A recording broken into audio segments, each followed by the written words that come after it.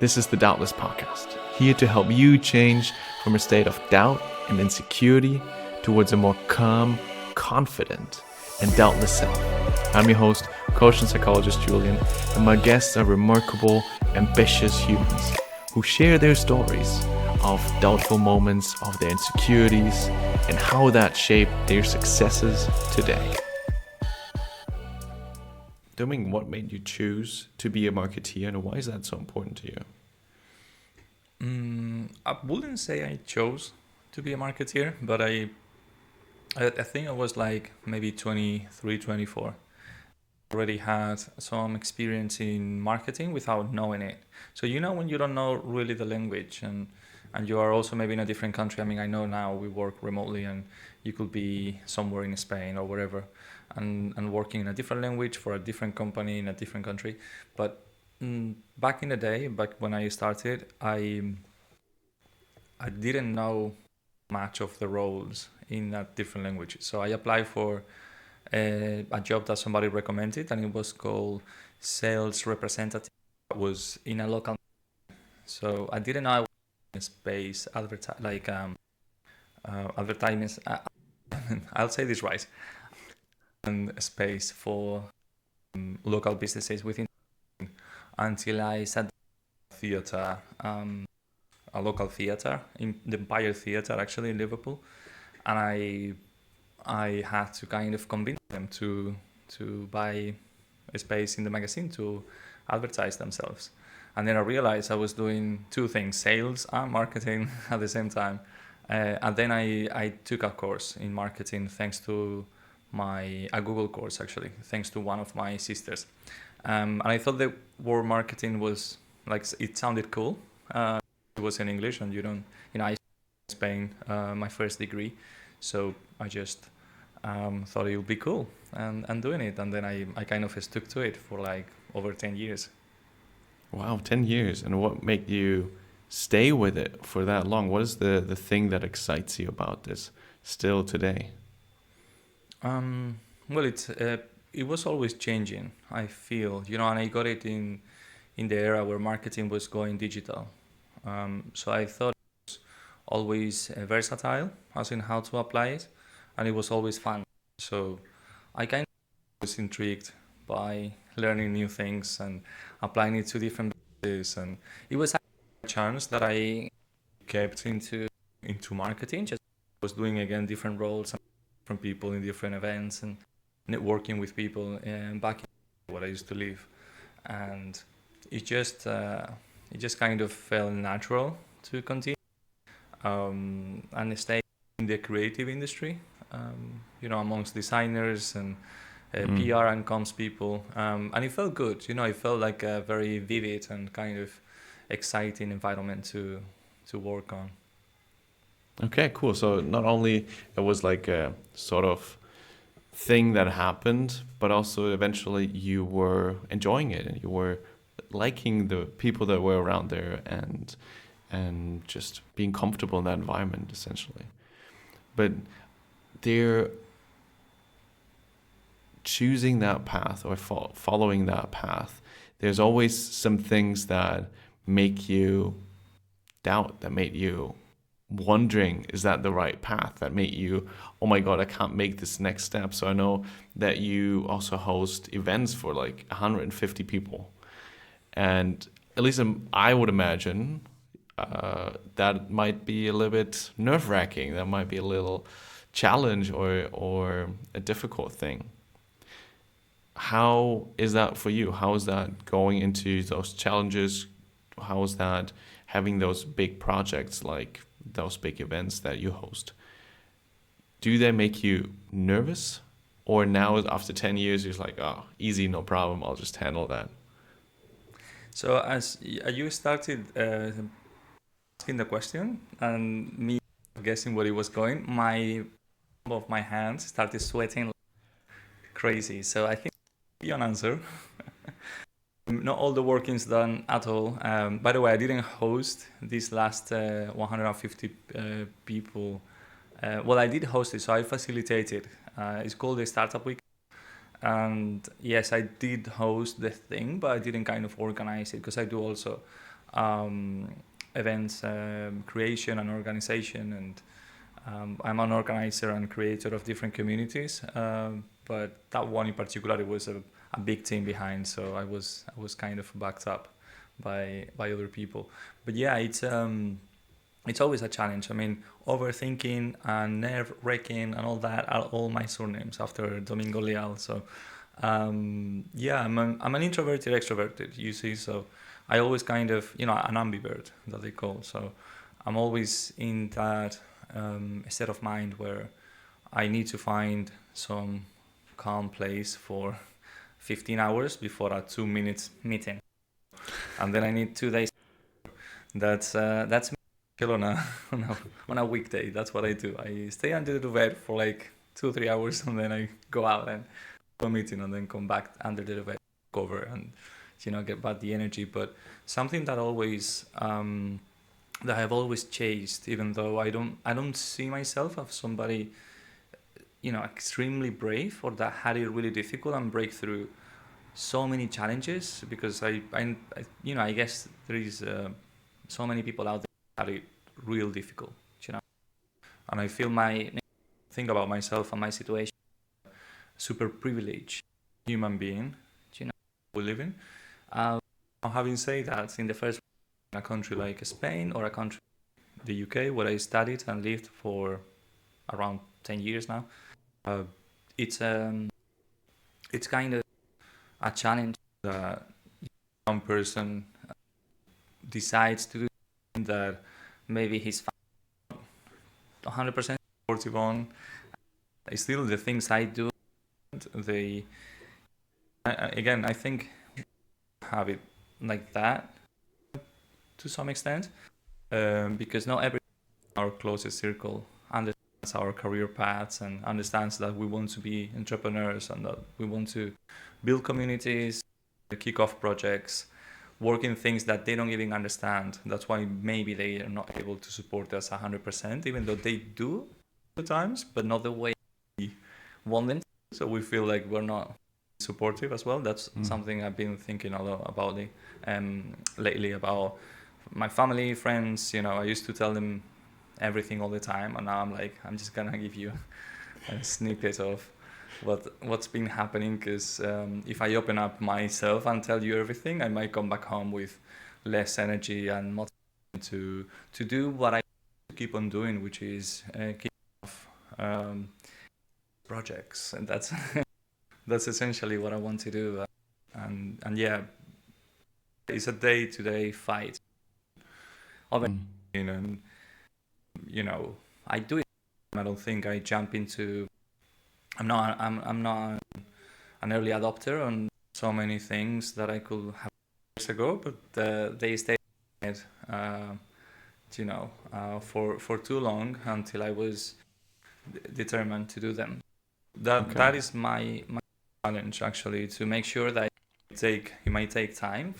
Be patient and say, Domingo, you actually deserve to kick off this project, and yeah, that's sometimes my biggest challenge when it comes to staying in the game of being an entrepreneur and doing things that people might not understand, but still we're doing it.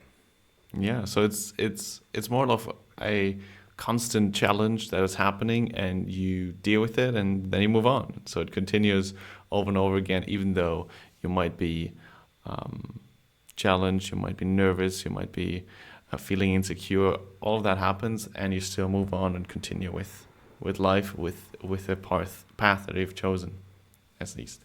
Mm-hmm. And in that journey, what was one of the toughest challenges that you had, and how did you master it?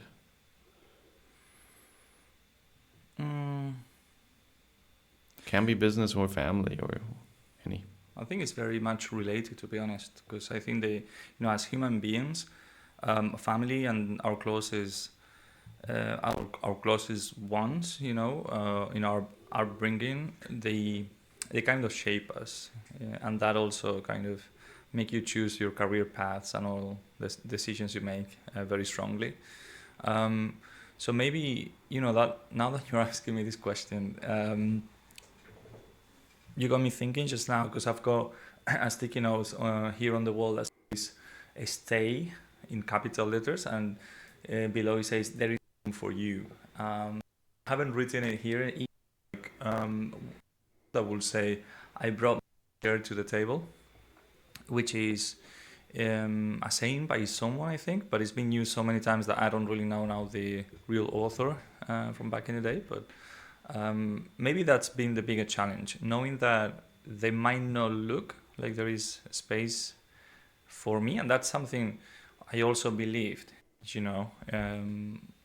Being kind of an introvert, in unsecure sometimes, but that was maybe the biggest challenge all the time that I had to overcome, and it came in different shapes.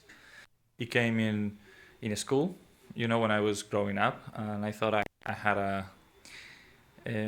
like a lot of friends, or but essentially I don't remember. I mean, it wasn't like a hard time in high school, but I don't know how you are supposed to feel, in high school, because I think many had it a bit hard as well. It's like difficult time for teenagers. But I feel like in my case, I have used some more, feeling like more confident at times, and that will have shaped me in a different way as an adult. So it took me a while for me to realize that the biggest challenge was gonna be like, you have two options. Now choose the one that might not look the one you like for tomorrow, but the one you like for 10 years from now, because you might be better off with that one in the future. And 10 years, if you stay in this world, will come, and that's what matters maybe. And do you have an example for that one? Because that sounds like it's such a big thing for a teenager or a young adult to think. Like, don't make the decision based on what you want to do today or tomorrow, but what you want to do in 10 years. Like, I wasn't thinking like that when I was like 15, 10 years ahead. I'll give you an example on that one from my father. Well, not my father, but like an experience with my father. He always loved us. We are like, they are loving, both of them, my parents. They are loving with the five of us. We're five siblings, but I wasn't doing too great at studying when I was a teenager. I had a lot of things in my head, and it wasn't the fact that I wanted to not pass all the exams. It was more about things that were worrying me in my head as a teenager, So when the time to apply for university came, he offered me to not go to uni, but do like a smaller course, at least first. But I took it back when I was 18, 19. I took it as he's not giving me what my other siblings have, or like, just because I hadn't been doing as well as them, and that's the way I read his offer. And I was like the way I understood it, like, you're giving me university. I want a university degree. So that's, I mean, yes, it's a teenager at the time, like a very young adult, or still like a teen. And I was like, I don't want to give up on things that are hard at the moment, because the easiest path at that time, it will have been to maybe do a small course on something that will get me, the knowledge I need or the skills to get a job. But I wanted to go to university because it felt like a path I wouldn't regret to take in the future. And it took me a while to finish uni. Now, does that matter when you are like on your 30s, 40s, or like in the rest of your life? But at that moment, it felt heavy to kind of finish that degree. Still thought I finished that. My parents wanted me to do it earlier, and again, I was kind of failing, so that wasn't even helping on the decisions I was making at that time, which was maybe to take a bit longer. And I went to live in Liverpool for a year, and I wouldn't change that for for nothing, because moving to the UK gave me, um, it brought, like, it opened a window to a whole new world that I'm so happy I got to see. Uh, but at that time, it felt like I was taking longer at university, and again, I was just betting for the longer, the long-term goal, rather than looking at what was comfortable at that time. Gotcha. Okay, that makes a lot of sense. So you were already in that moment quite reflective and noticing, wait, why is he doing that? Maybe he's not thinking I can do this, and maybe I should though try it because I want to in the long run have this degree and think ahead, and that makes actually a lot of sense.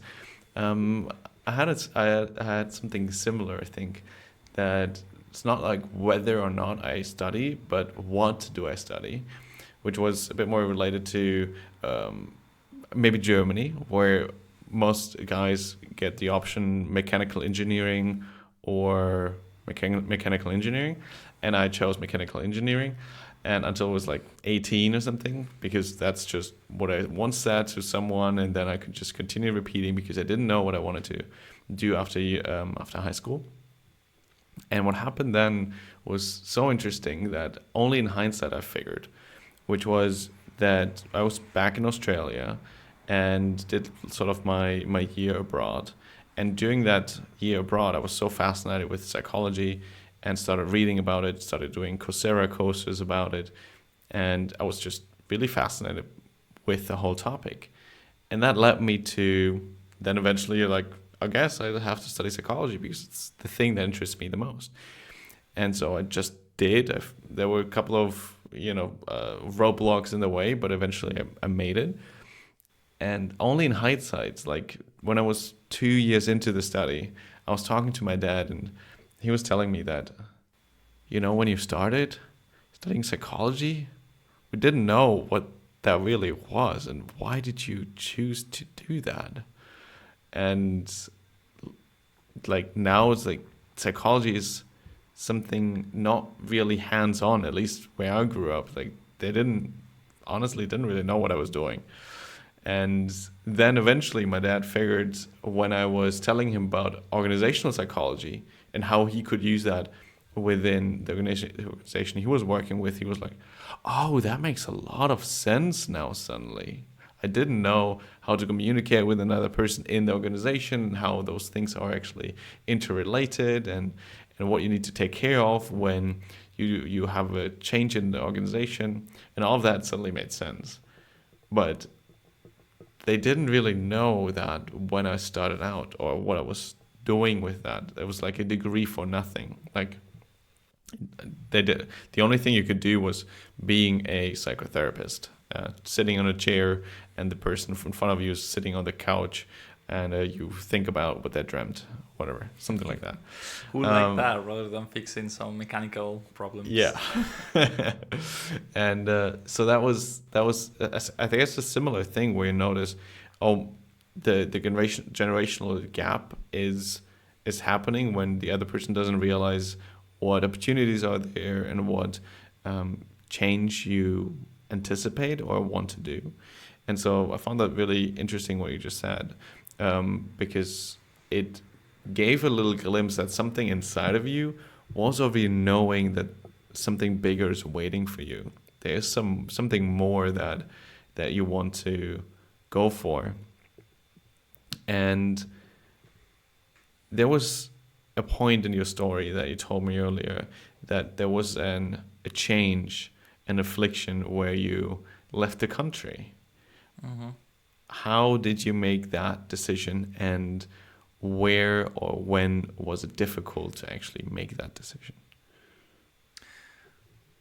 When I moved to the UK in 3 different occasions. So the first one was to study as an Erasmus student. So I went with the Erasmus program, which is a exchange student program. And I stayed for the year. And then when I came back, I knew perfect Spanish with different accents, because I met 60 people in the second day there, 60 people. And we went party. We stayed together for the whole year, and I came back with a lot of friends. But I moved back on a second time because I met someone, that I started dating, and then we kept a long distance relationship for some time. And then I decided I'll move back so we could be together in the same place. And also, it was 50% that reason, and the other reason was I had to leave the actual English life as somebody lives in that country, because I was just living in Spain, in a colder region of Spain, because all of our friends were Spaniards. But that I mean, do you know when you think about yourself and you kind of, because I do it more often than I should, is questioning and the overthinking and thinking, oh, well, when I was 21 or 22, I applied for this program, and now thinking back, it's like, wow, I think I just wanted to also escape Seville to see something different, and take the opportunity that it's also it's a grant that you can take from the government. So I wouldn't be asking my parents for money, or I don't have to use my own money while I was there. So because I didn't have any as a would. So it was difficult in the sense that I had to go to my parents and look overexcited and trying to convince them to allow me to move there. And they were happy about it, but they didn't let my other sisters. My brother couldn't go because he studied there. And he was, he had like 2 or 3 countries to go to, and he didn't want them to. It was either too far, or they didn't speak English maybe, or something like that. So that was a big challenge for me, and so had the kind of courage, to go and suggest this to parents and ask for it. Now the second time it was more interesting because I wanted to move with this person I met, and this person was a man, so I had to firstly come out of the closet with my parents, which they didn't really know. I think they guessed something was up maybe, but didn't fully knew. And that was a challenge. Always looking back, proud of over. I mean, if you have one way or other, as bad, okay, or whatever, I people that have regretted, to be honest, because essentially who you are. So, so it'll be very true for you to tell me your hair is dark when Julian, your hair is and it'll be really difficult around tricking people into thinking that you have a dark hair. Do you know what I mean? So it's not like something you have to do, I don't think. I think everybody has their own path and their own lives, and they can either come out if they want to, or not come out, or whatever. As any other personal decision, it's personal. So but still I do know, because I've been empirical on this myself, I do know about lifting weight of your shoulder. That carries some hard moments that come afterwards, but again, looking at the long term, is what I've been doing in the past 15 years, 10 to 15 years, since I'm an adult. And I will never regret, saying what is right for me, or what it's, what I think is right, even though the people around you at that time might not be 100% understanding on it. And again, going back to your point, that most probably that's the problem. We don't really understand other people's, because it's difficult to walk on their shoes and look through their eyes all the time. And also it's difficult to know different generations and different paths of lives. You're kind of applying to your own team, and then realizing that was something super useful, and then maybe looking at it in a different way. I'm sure it has to do a lot with identity and being, self. It's like, oh, this is who song is. It's actually something I'm also even interested. Yeah. And it's useful, and yeah, but I think it has to do a lot with understanding fully the other person, which I think is a big challenge for everybody. I don't think we can 100% empathize with someone unless we are. Yeah, sounds like you've really been on also a path of figuring out who you are, like an authentic path to with every new layer, every challenge you've gone through, you've understood a little bit about yourself and you figured, oh, this is something that I take with me now. That's who I am now with coming out, with being a student abroad, with being a marketeer, like all of these things you noticed suddenly fit, and they were like, oh, that's interesting. That feels right, or it doesn't feel right, and sort of that sorting out this. Oh wait, what is actually the thing that fits to me, and how do I deal with that? And that I think brings me always to this interesting part where when you are second guessing yourself, when you're doubting yourself, when there's some insecurities coming up, then there's always this part, oh wait, what is the right decision? And there's multiple layers on top of that. So there are expectations from other people around you, there's your own expectations, there's the thing that you think is the right thing, and there's the thing that you feel is the right thing for you. And that seems like a very complex thing. And I know you're very understanding, you're very compassionate, you feel very, very, very intensely as well. And I think then it's an interesting question to see, how do you dissect all of those different layers when you make one of your decisions, for example, to stay on the track as the marketeer, or when you choose to go back to Liverpool, or eventually now go back to Seville. Like in those occasions, maybe just choose one story that fits here. How do you deal with making such a decision when there's so many layers involved? You want to know the truth? Yes. Yes, you can ask people for that. That's what I tend to do. That's my default mode. It's like I'm gonna go and ask for, I'm gonna go and ask if I took the right choice and made the right decision. But the truth is, it is one night after I have chosen whatever it was hard to choose, and me literally hugging myself at night, especially if it's a winter night, and it's kind of in bed, like maybe laying on your side, and you kind of hug yourself and you go like, you did well, like that was right. It could be something else. I mean, it does happen that is in those moments and you kind of switch off for them. Maybe it was a period of, you're just laying in bed, and it was lately a period of a lot of decisions that you had to make, and a lot of changes, or something maybe not too good might have happened. Somebody maybe died in the family, or something went wrong at work or something, and you've been through challenging times. And I do think is you in your bed. At least that's it for me. And in, a pat in the back saying, that was the right, that was the best thing at the time. I think, especially maybe in Spain, we're really hard on ourselves when it comes to many things, actually. when it comes to when it comes to making decisions, and when it comes to enjoying the good part of the things.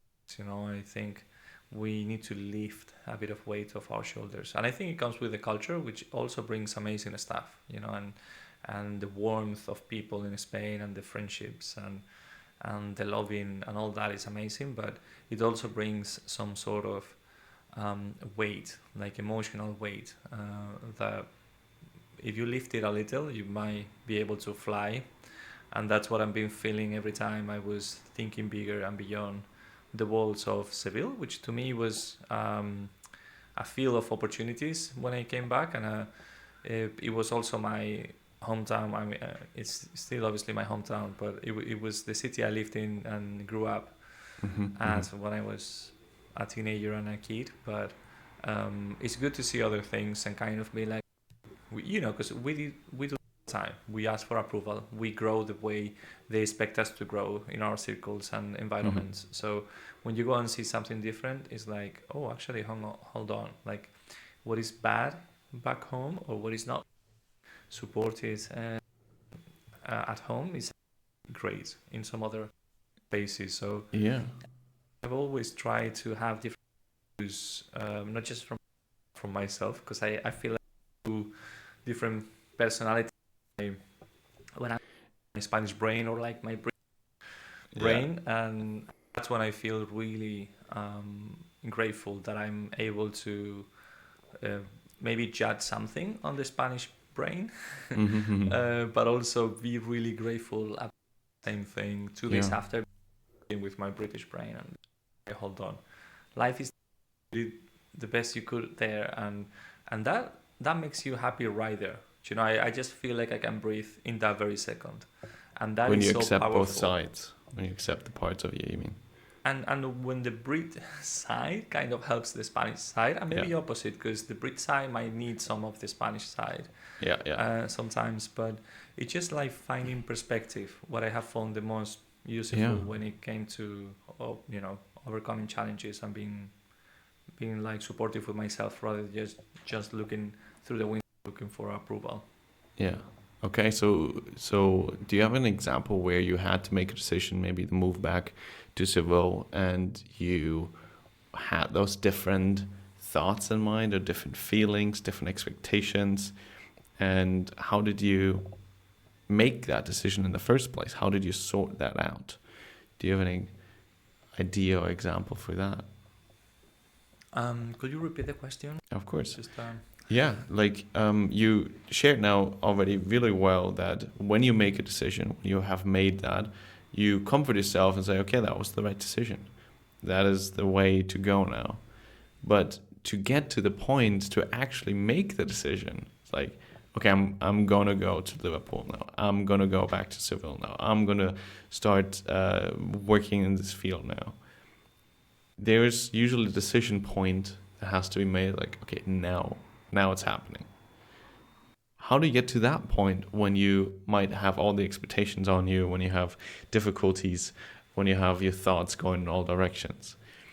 How do you make the decision?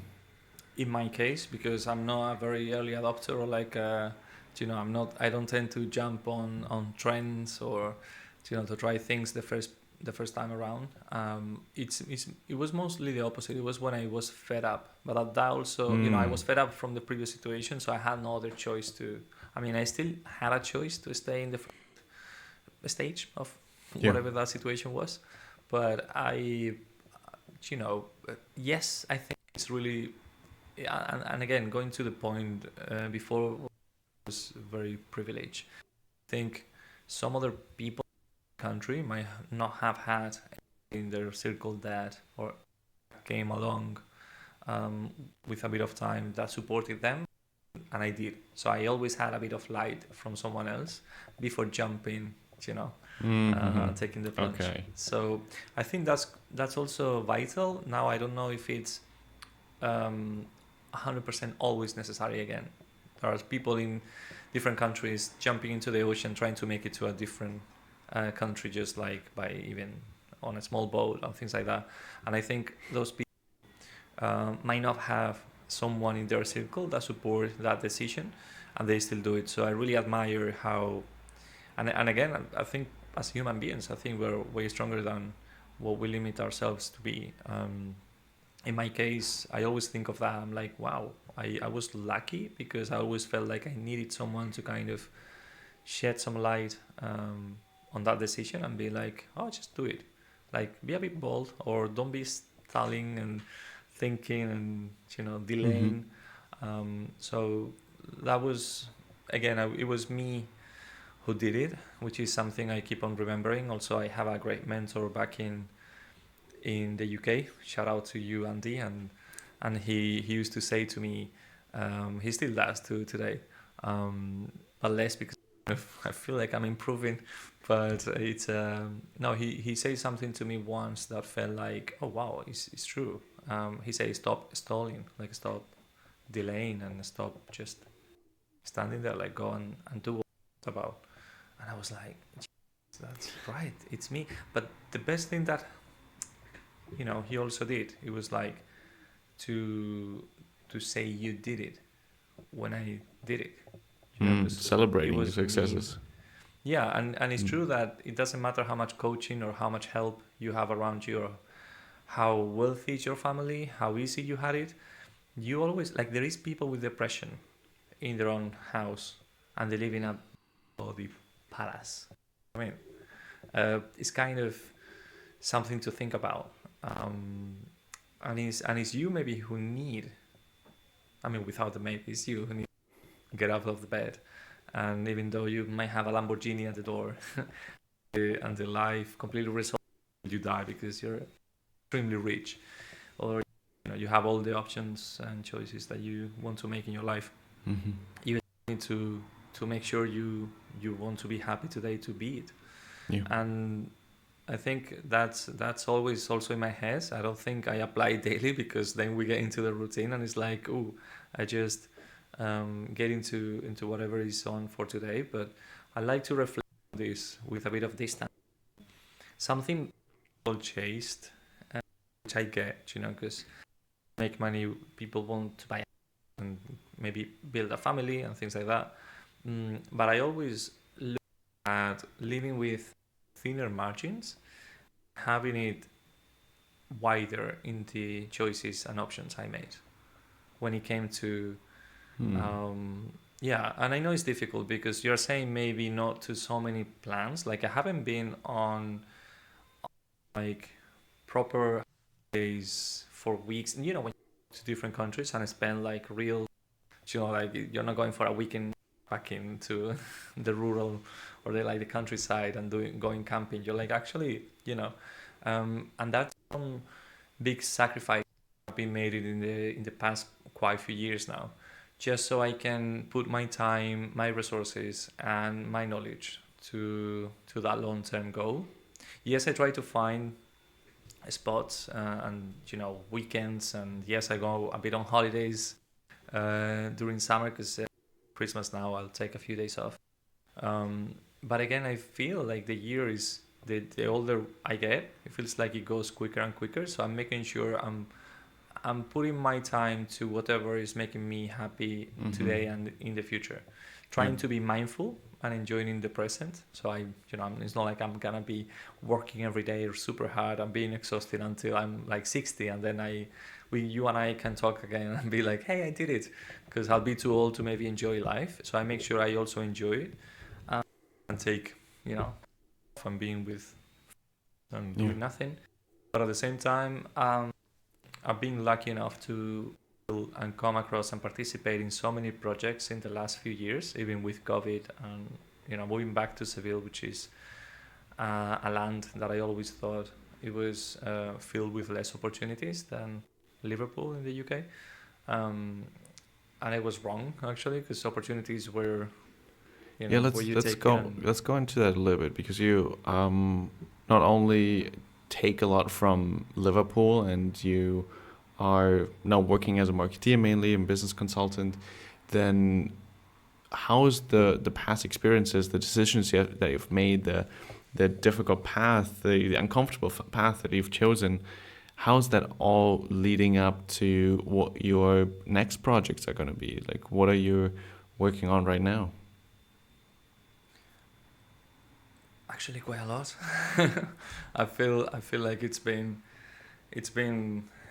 busy lately, and it's gonna be busier in the future, which is really good, because I'm super lucky. And yes, I also put in the work, but I feel like I'm knocking on the right doors, and I'm getting to know the people I need in my path. So I'm able now to other projects like Marketing Social, which is a community and event that's been running in Liverpool for 7-8 years. Very simply, like thousands of people have come to the event, and I think nearly 100 events or something like that have been run over there. So I'm doing that, and then I also build a global entrepreneurial and professional network here in Seville, and it's called Innovators Hub. I took the name from an old project that Robin Dooley, someone I admired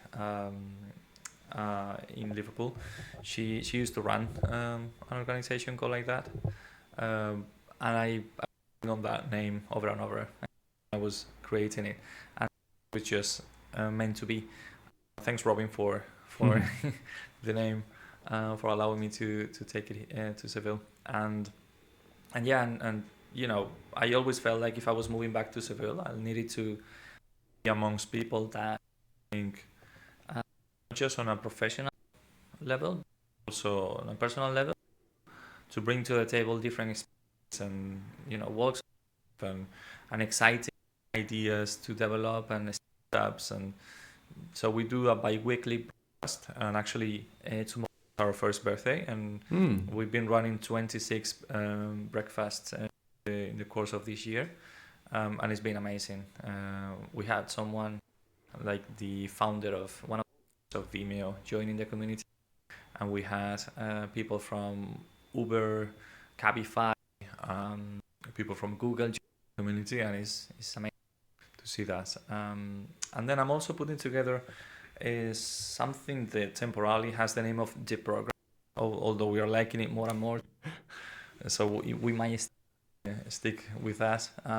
It's a program to help. It's essentially like and it's to entrepreneurs and professionals still young, in their careers, with the industry, because I felt when I was, my case was by chance, the fact that I got into marketing and then I kind of stayed in the field and worked there for many years. But to me, it was clear what the industry was. Again, going back to the example before, working in the magazine and sitting down at the Empire Theatre and selling this advertisement space, I honestly didn't quite know what I was doing until years later. I was like, I was actually doing what I do now for another company, and I was the sales representative on that, and my role, was fully understood by me, and the whole concept of what a magazine is and how it makes money through that. Obviously, I didn't stay long enough in the magazine to figure that out in that short experience, but then years after I realized that. So the program is meant to tackle the problem, and for you as a young professional to know what the industry is, so you can either be a project or work for someone else, in an agency, in a design studio, working in digital, because it'll be open to not just like the creative industry, but like the technical profile. So if you're a developer, I don't see a lot of programs tackling this problem in Seville, and especially with the approach we're gonna give it, which is because I live abroad long enough, so I want to make sure, though it's based in Seville, kind of opened up to the world, because I already work for people beyond Spain and in different languages, so I'm assuming the generations to come are gonna be doing that way more. So we'll be having like visits from other companies from different parts of Spain, and global companies that work in different languages, and it's gonna be really, really interesting. I'm very, very happy that I'm putting that together. We might see the light in the first half of next year. Oh, that's exciting. Project. Yes, and it makes actually total sense, but based on all the experiences that you have, that you bring all that knowledge and wisdom that you gained from Liverpool, from living abroad, from expanding in so many different areas, bringing that back home in a way. So it's a very interesting thing that I think happens more often, and also it's sort of in this general hero's journey from Joseph Campbell included, when the hero sort of has the calling and then he needs to go away, slay the dragon, and come back with the elixir, and come back meaning come back to the hometown. Or for you, like you have made or gotten the elixir, meaning you learned something about marketing, you learned something about yourself, about life, you expanded your horizon, and then you bring that back to Seville, which is a very beautiful story. And at the same time, there's this this what energy of building something, also always in there, which is, I think, really amazing that you bring that with the perspective of always ever expanding also to different countries and cultures and languages now with the program.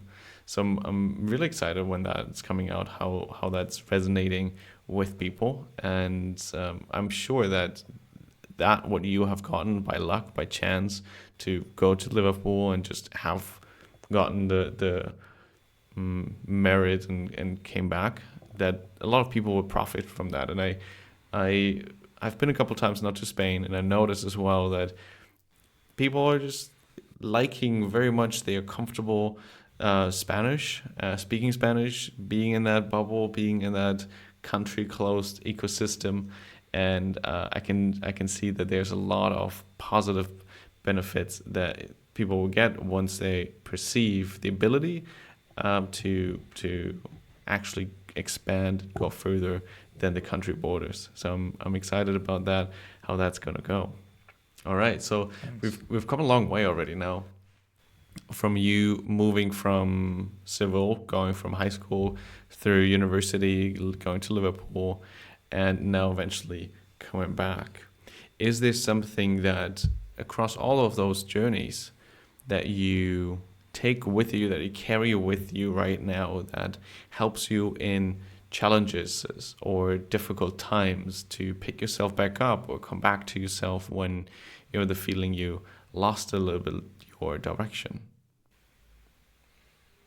Do you mean as in something that does help you and Yeah, like what are your challenge? either tools or just mindsets or ways of for you to just feel connected to yourself again and get some strength back when you're feeling insecure or wobbly or not great at the moment? Something that does help me at the very moment that I'm feeling stress is the thought. It's like the thought of whatever is happening has a solution. It's making in the moment usually is, which is common to many people, is the feeling, because that's essentially anxiety. It's like the feeling of something bad happening and not being able to have a solution for it, but like something super bad, and then nothing really bad usually happens. So at the very minute, that's what usually calms me down and feel like all that is happening is like I'm thinking there is no solution for it, or there is no the solution I'd like to have, and that's okay because as long as there is a solution, maybe the path to get out of this difficulty is not ideal, but it's doable and it's feasible, and you'll be okay. Even in the time that you come out, like during the time, because all it will happen is like you have to be a bit present and not focus in the goal or whatever is gonna happen once you get out. It's like just being present and do the work or whatever it needs to be done, and then you'll be okay in a few days or weeks or months and pass. Now the second thing that maybe do help, and I need to kind of be overcome some difficulties, is the to know that I'm alone, which it has to do with also the first, like just knowing that there is a solution, because I don't think we can do much in our own, even though again going to what my mentor told me, like, oh, you were the one who did it. It's important to know that you did it, but it's important to know that you can ask for help. That's something useful. I don't think there is anything brave on doing it on your own and not asking for help. And I was a bit raised like that, Hmm. but so I thought it would play well in situations that I could have just chilled, look to the right or to the left, to whoever was around me, and say, I have this problem. Because honestly, is when you grow that you realize. I mean, you might know this teenager if they explain it. I didn't quite have that in at home. We wouldn't speak about how to get out of problems. and I don't know why, because we do get into trouble. And I think it's when you grow up that you really understand that everybody has either bills to pay, friendships to solve, marriages to either sort out or leave, um, work to do, money to be earned, I don't know, career paths to be figured out. And I think is the key to be happy, to know that whatever will happen, you'll be kind of okay, you know. Mm. And that doesn't mean every day is gonna be heaven, and every day is gonna be a happy life. But it's more about maybe just being aware of the fact that everybody goes through shit, and you're alone. And if you really breathe on the moment and think that there is a solution for it, most probably you'll come out. And as you know, because I've been through different challenges, obviously, as we grow up, we kind of do either, I don't know, rent a house or live on your own, which is also challenging sometimes. Or even if you build a family, it's challenging, or traveling, changing houses, changing countries. In my case, a few times actually in the past 14 years, I've been living a few years in Seville, a few years in Liverpool, in 3 different phases. So there is always things to be happy for. And you know, obviously, when you have something different, in my case, for example, it was learning that it's okay. Everyone had that, and that everyone is able to just say to their brother or their partner or whoever, like, would you help me with this? And honestly, people tend to most of the times, because even if some people might not, I mean, and by people I mean your closest circle, obviously. Don't get out of the street and be like, hey, so can somebody help me to pay my bills and my car, or can you help me someone with my partner and can come up to the flat and speak to them? It's more of a feeling of a kind of belonging, and like I'm not alone. Dragon, as you mentioned, you know. Yeah. I would take the example of the dragon.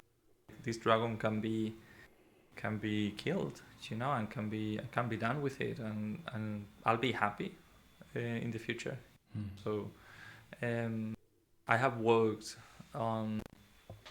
in the streets of Liverpool, which is where, you know, over 10 years, obviously, I had good days, bad days, but I have walked on the streets of Liverpool being very unconfident at times, you know, walking into events, meeting people, going to a job interview, I don't know, different things, but also I've been super confident, and I've been able to own a room if I wanted, or catch person I want, and, you know, like, whether that is a future employer or somebody you like or whatever, and that's, you know, that's really empowering to know that yes, it's okay to be unconfident, but yes, you can be confident at times, and it's still you, you know. I think we are sold this idea of being superheroes, and also depending on the culture, I think the idea of not having shit to sort out, when actually everybody has so many things to do. I think life is so difficult as an adult. Again, living in the first world is just like situations to be solved more than actual problems. But yeah, that helped me a lot through all this time, just knowing that I can ask for help and say, you know, I most probably they'll be, oh, that happened to me yesterday and this we sorted. Let me know if you need a hand or something. And that's very relieving. That's a big thing, and especially with the image that a lot of people have about men and men in themselves, is you have to do everything yourself. And I think that's such a good thing that's happening recently, that more and more people are open for the possibility to ask for help, to break that pattern, that the idea of, oh, I need to solve everything myself and have to carry the whole work myself, the whole load myself. And that is a very, very great thing that also in this case, again, my dad had come through and had the difficulty for years that with the business it wasn't going that great, and eventually he made that step to ask for help, and now that has turned out to be the best decision for him in in the last decade to actually open up and ask for help. And that has put him on a path that is phenomenal now, and he's feeling great just because he's opening up and speaking more about that. So I could really see that in real life happening and unfolding. And so and it might be revealing that is your dad and he's maybe 20, 30 years older than you, tell you that, and you kind of see them as a person. Like, I think we should see as people, you know, even if it's my daughter or my granddaughter or my auntie or whoever they are, because yes, they are also superheroes, and yes, we love us. You know, your dad, most probably you remember him when you were a kid doing like superhero stuff, or like taking you to the park and carrying you on the shoulders, or playing football or something with you, and you know, it's amazing. And they're also that, but they're also people. And I think, why not to have more conversations about that? Why not to, you know, I think we tend to protect those that we care for, and that's why we don't tell them the problems, or we don't tell them bad stuff. But that also makes them learn about those problems, and that's very much the environment I grew up in. And I think, to be honest, my like growing, you know, getting into my 40s fairly soon, I see my dad as a superhero, because he did so much on his own, also because of this problem that you mentioned about men and not being able to ask for help. And we are 5 brothers and sisters, and he grew a whole family of, together with my mom obviously, but he used to do so much on his own. And you know, looking back, I'm like wondering, why did he do that? Now I, because I know his personality, and I know also how he grew up, you know, to know full my grandparents, but I kind of know a bit. I got to meet quite a lot of grandma anyways, so I do know her. But it was very revealing to see him and to understand why I'm also a bit like where I am, because I was raised by mom, dad, and my mom. So seeing them now as people and seeing their personalities and their life choices, a lot of it makes sense. But I think, again, my dad is a superhero when it comes to all the things he achieved. Most probably feeling lonely in any of these choices. Super difficult, because I don't even have kids. I didn't, you know, I don't have someone that really depends 100% on me. And he had 5 together. So it's, you know, it's something to acknowledge, I think. Yeah. Shout out to all the dads out there.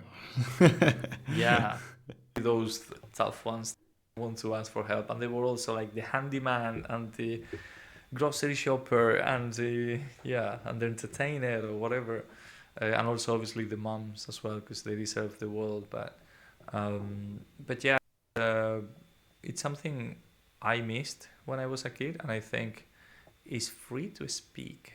You know, it's free to be at the dinner table and be like, we're not doing good as a family, or we're not in our greatest time when it comes to money, or somebody had a problem in school and we need to talk about it, and it's okay, because you know what, I had a problem in school when I was a kid.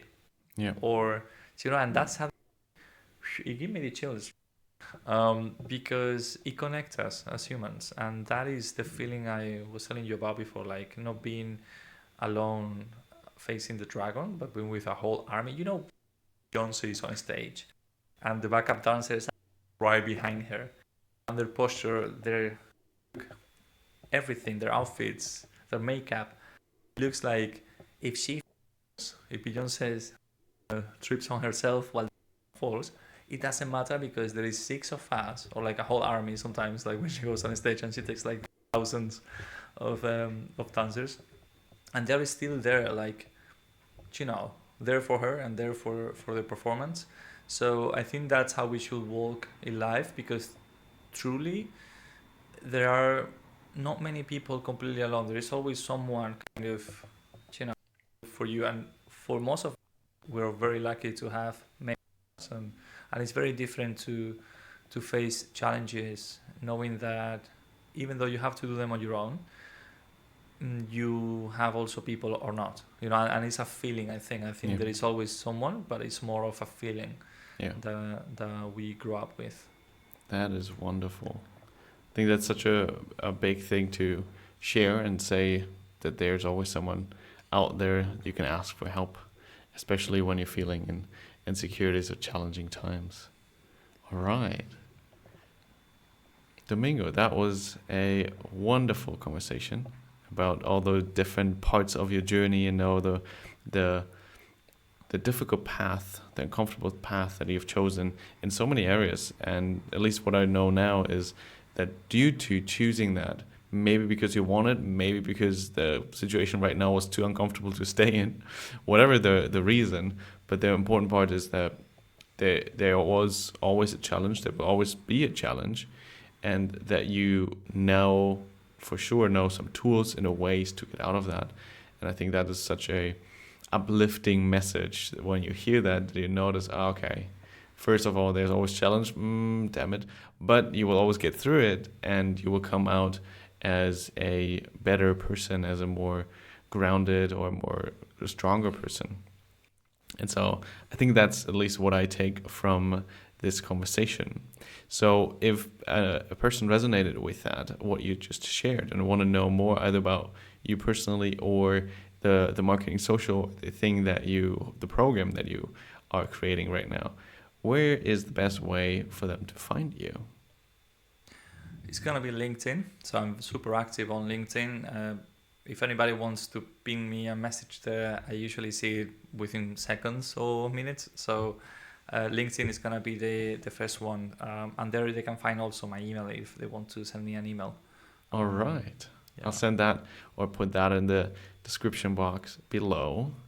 Thank you so much for this conversation. And I hope you enjoyed it as well. And we'll see who resonates with that. Thank you so much. Brilliant. Thanks for having me. It was a pleasure, Julian. Always a pleasure to talk to you. Awesome. You listened to the full episode.